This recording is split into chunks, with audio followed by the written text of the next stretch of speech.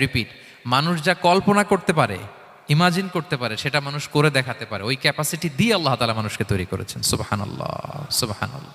লাকাদ খালাকনাল ইনসানা ফি আহসানি তাকওয়িম। এই ব্রেনকে খাটিয়ে মানুষের কত ইনভেনশন, কত ডিসকভারি, মানুষ সভ্যতার পর সভ্যতা বিনির্মাণ করেছে। চোখ ধাঁধানো মানুষের আবিষ্কার তাক লাগিয়ে দিয়েছে গোটা বিশ্বে, একটার পর একটা করে। আল্লাহ এমনভাবে মানুষকে তিনি তৈরি করেছেন। লাকাদ খালাকনাল ইনসানা ফি আহসানি তাকওয়িম। চমৎকার অবয়বে, তার দৈহিক অবয়ব যেমনি সুন্দর, তার বুদ্ধিগত, তার চিন্তাগত, তার ইন্টেলেক্ট, এটাও তেমন সুন্দর, এটাও তেমন চমৎকার। পৃথিবীর কোনো প্রাণীকে আল্লাহ তাআলা এরকম হিউম্যান ব্রেনের মতো এরকম সফিস্টিকেটেড ব্রেন দিয়ে, ইন্টেলেক্ট দিয়ে তৈরি করেনি। এজন্য সব প্রাণী থেকে মানুষ আলাদা। সব প্রাণী থেকে মানুষের চিন্তা, বিবেক, বুদ্ধি এগুলো আলাদা। তাহলে দেখেন, মানুষের শ্রেষ্ঠত্ব মূলত এগুলোর দ্বারা। মানুষ যদি তার চিন্তা, বিবেক, বুদ্ধি খাটায়, সে শ্রেষ্ঠ হয়ে যায়।